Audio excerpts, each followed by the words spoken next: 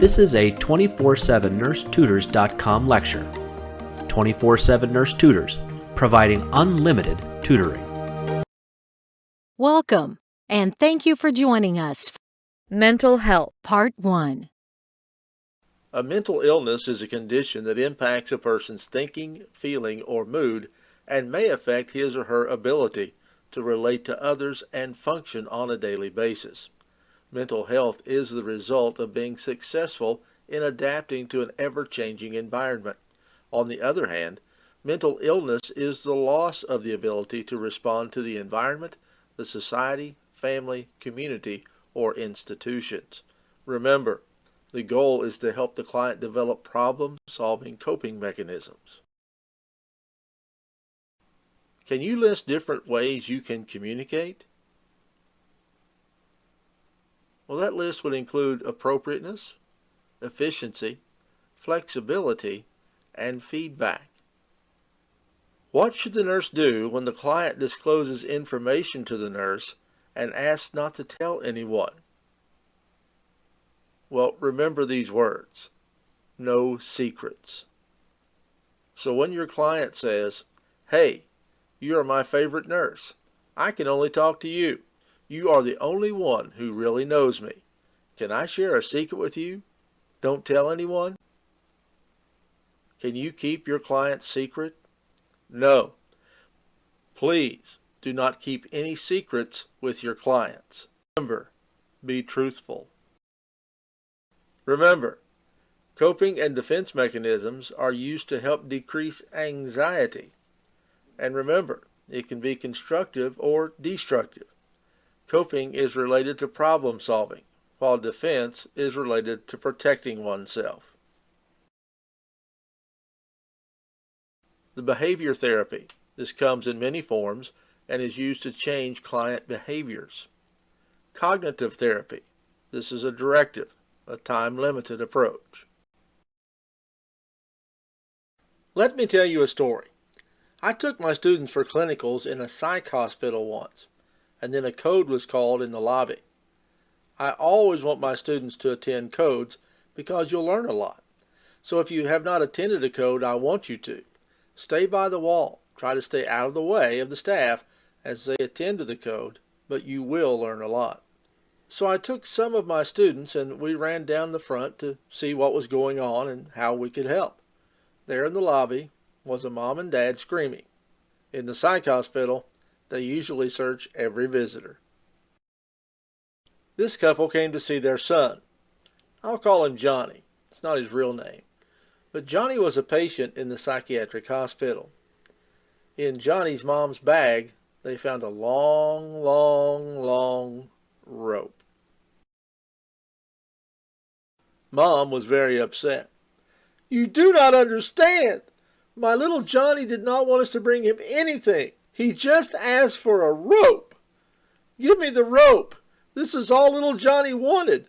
Look, what's wrong with you? Give me the rope."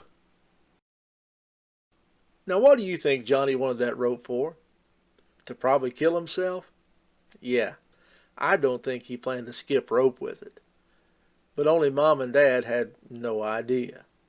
Remember, psych problems do run in families. That is why the admitted clients in a psych hospital indicates the presence of problems in the entire family. So a change in one member may bring about change in other members.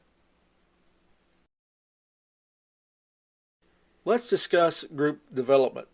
There are different stages of group development, such as the initial stage.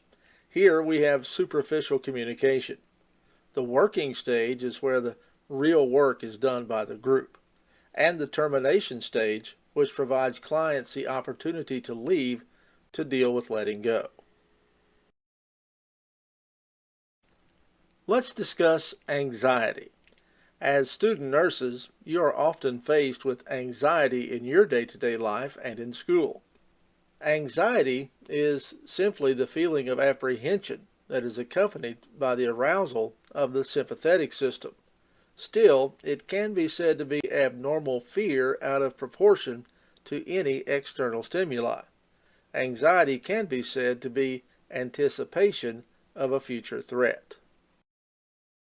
The 4 levels of anxiety are mild, moderate, severe, and panic. With mild anxiety, the client is still able to function normally, while moderate anxiety helps the client deal with immediate concerns. Anxiety at the severe level is when the client has a feeling that something bad is about to happen. Severe anxiety may lead to serious mental disorders, and when it reaches the panic stage, there's terror and a sense of impending doom. Which level of anxiety are you when you take your class exams? Let's focus now on obsessive-compulsive disorder. As the name indicates, these are disorders that obsession and/or compulsion is the key features in their presentation.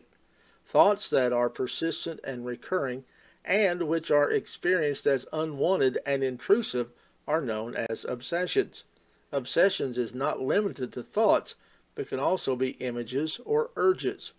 On the other hand, if in response to obsession an individual feels driven to perform some repetitive behavior or some mental acts, that is now described as compulsions. In this disorder, one or both of them manifests at the same time. It is important to note that they are time-consuming and the client attempts to ignore them or suppress them with other thought or action. They cause impairment and distress and create anxiety in the client. It is important that you remember to let your client finish their ritual.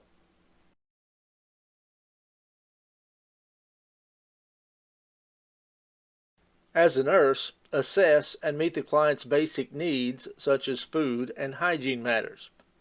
Also encourage the client to express their concerns and feelings and try to identify situations that may aggravate compulsive disorder. Try not to interrupt compulsive behavior except where they may be a threat to the client or others. Positive behavior that are not rituals should be encouraged always by the nurse who identifies them.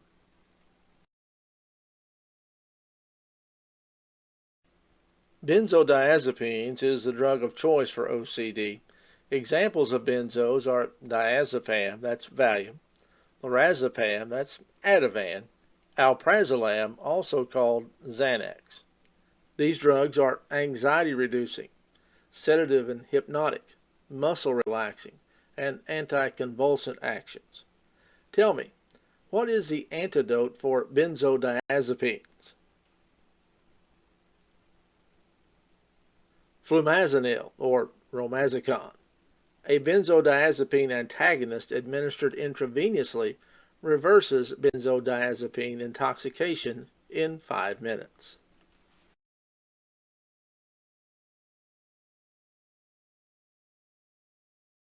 Remember, you are more than a conqueror and you will be successful. Join me as we review core content in the next unit.